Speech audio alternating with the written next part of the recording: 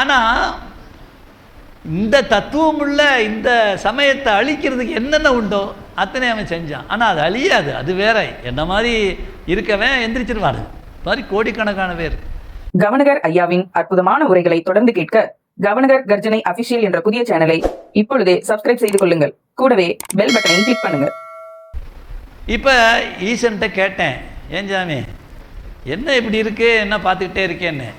அது சொன்னார், டே இதெல்லாம் ஒரு பெரிய பிரச்சனையா, இதுக்கு ஒன்றை மாதிரி இவ்வளோ பெரிய 74 ஆளெல்லாம் வேண்டியில்லை, ஒரு 3 வயசு பையனை வச்சு முடிச்சிருவான்டா, கவலைப்படாதன்னாரு. என்ன சொல்கிறேன், டே இதை விட மோசமாக இருந்ததுடா. இன்னைக்கு 3ஆம் நூற்றாண்டில் கம்ப்ளீட்டாக புத்தமும் சமணமும் அத்தனை சிவாலயங்களையும் இடித்து போடு, திருமறைகளெல்லாம் கொளுத்து, திருநீர் பூசிந்த அடி, அப்படி சொல்லிக்கிட்டு இருந்தானுங்க. அரசர்களும் மாறிட்டாங்க, இன்றைக்கி இருக்க பாலிட்டிஷியன் மாதிரி கோயிலை இடுறாங்க.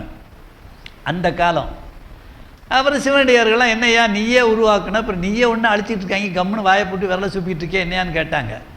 அதுவா, சரி இது என்ன பெரிய விஷயம் அப்படின்ட்டு 2 பேர்த்தான் தெரிஞ்சது. ஒரு கிழவன் சொல்லு, ஒரு குழந்தைய சீர்காழியில் உருவாக்குனார். குழந்தை எங்கே உருவாக்குனார்? சீர்காழி. ஏன்னா சீர்காழியில் ஏன் உருவாக்குனார்னா, இந்த பூமி பல கோடி வருஷம் கழிச்சு பிறகு அழியும் கம்ப்ளீட்டாக, பிறகு மறுபடியும் புல்லாகி பூடாகின்னு முளைச்சி நம்மளை மாதிரி நகரங்கள் உருவாகி ஆகும். இது வரைக்கும் 11 முறை அழிஞ்சிருக்கு. மறுபடியும் அதே இடத்துல தான் அந்த ஊர் உண்டாகும். அந்த சீர்காழியில் தான் 11 பேர் சீர்காழிக்கு இருக்கும். ஏன்னா 11 முறையும் அதுக்கு அந்த ஊர் உண்டாகி புது புது பேர், இன்னைக்கு பேர் இருக்குது சீர்காழி. ஞானசம்பந்தர் அந்த 11 பேரையும் சொல்லுவார். பூமி அழிஞ்சு இது உருவாகும் போது இந்த முதல்ல என்ன பேர் இருந்தது, 2வது என்ன பேர் இருந்தது, 3வது பிரம்மாபுரம்ன்றது அந்த பேருக்கு. இப்படி ஒரு பேர் இருக்குது, 11 பேர் தேவாரத்தில் சொல்லியிருப்பார். அதனால் அங்கே உருவாக்குனார் ஞானசம்பந்தரை.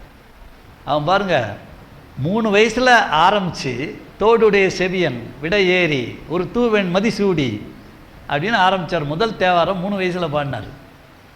அதை இவங்கெல்லாம் கிண்டல் பண்ணுவானுங்க. அம்மை பால் கொடுத்தாலும் அது அடிச்சுட்டு அந்த தத்துவத்தை புரிஞ்சிக்க மாட்டாங்க. அது ஞானப்பால். அப்பயே ஞானப்பால் என்பது இந்த பீனியலில் சுரக்கும். நீங்கள் கல்யாணம் பண்ணவொன்னு பொட்டு வைக்கிறீங்க பாருங்கள், அந்த உள்ள ஒரு சுரப்பி இருக்குது, ஞானம் இருந்தால் சுரக்கும்.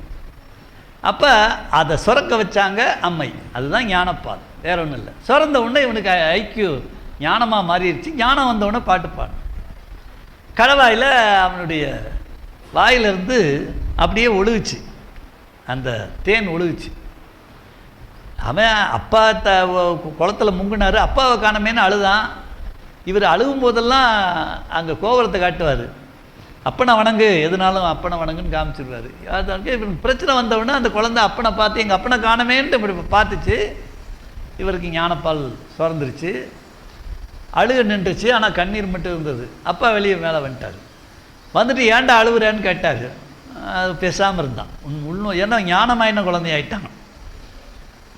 என்ன வாயிலெல்லாம் பால் மாதிரி ஒழுகுதுன்னா அது பேசாமல் இருந்தது.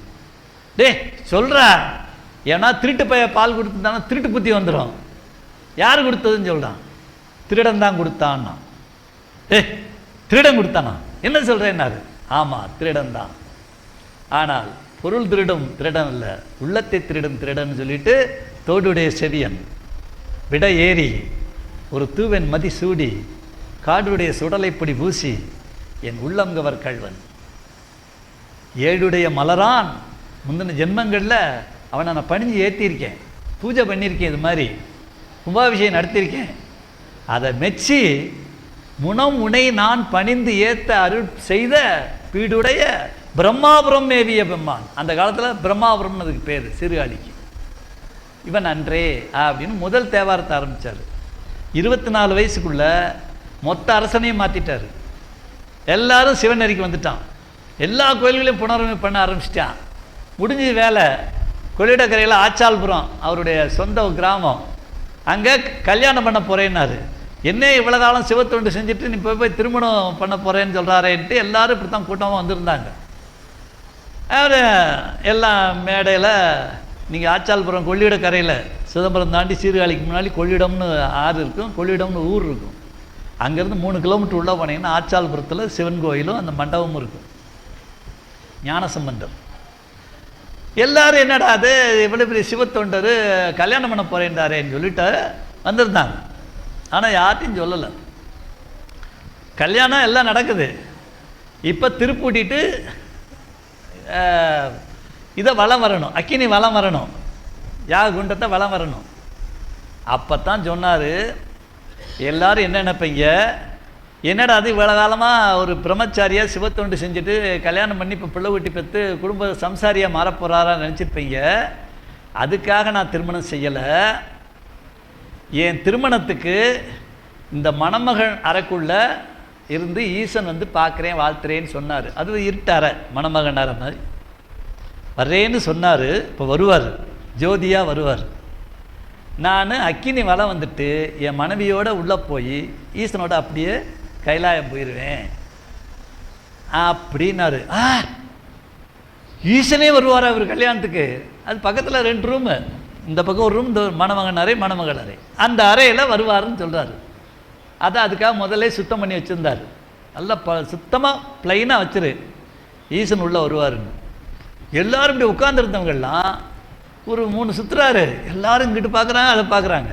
கரெக்டாக தாலி கட்டும் போது பயங்கரமாக அந்த ஒளி அந்த ரூம்குள்ளே வந்தது. ரூமே பயங்கரமாக ஒரு சூரியன் உள்ளே இருக்க மாதிரி ஒளி. ஆமாம், சொன்ன மாதிரி ஆச்சின்னு எல்லாம் முடித்தாங்க. மனைவியை கூப்பிட்டு போகும்போது ஒரே ஒரு வார்த்தை சொன்னார், நீங்களும் விரும்பினா உடம்போடு அப்படியே கைலாயம் போயிடலாம், டிஸப்பியர் ஆகி போயிடலாம், ஈசன் நம்மளை கூப்பிட்டு போவாருன்ட்டார். அவ்வளோதான். இலை எடுத்தவன் சமைச்சவன் போனவன் எவ்வளோ ஒரே ஓட்டம் ஓடி உள்ளே பூந்துட்டாங்க. கல்யாணத்துக்கு வந்த மொத்த பேரும் அன்னைக்கு ஈசனோட கைலாயம் போனாங்க. அவ்வளோ பெரிய பயங்கரமான மிராக்கிளை செஞ்சவர் திருஞான சம்பந்தர். அதுதான் ஈசன் சொல்கிறார், ஒரு 3 வயசு பையனை வச்சு இதை என்ன முடிச்சிருவேன், இதுக்கெல்லாம் பெரிய விஷயம்லாம் ஒன்றும் வேண்டியில்லை, ஆடுற வரைக்கும் ஆடட்டும் விடு அப்படின்றார். ஆடுற வரைக்கும் ஆடட்டும் விடு, உன் வேலை என்ன சொல்கிறது சொல்லு, அப்புறம் நான் மிச்சத்தை நான் பார்த்துக்கிறேன் அப்படின்னு சொல்கிறார். ஓகே. கவனகர் ஐயாவின் அற்புதமான உரைகளை தொடர்ந்து கேட்க கவனகர் கர்ஜனை அபிஷியல் என்ற புதிய சேனலை இப்பொழுதே சப்ஸ்கிரைப் செய்து கொள்ளுங்கள். கூடவே பெல் பட்டனை கிளிக் பண்ணுங்க.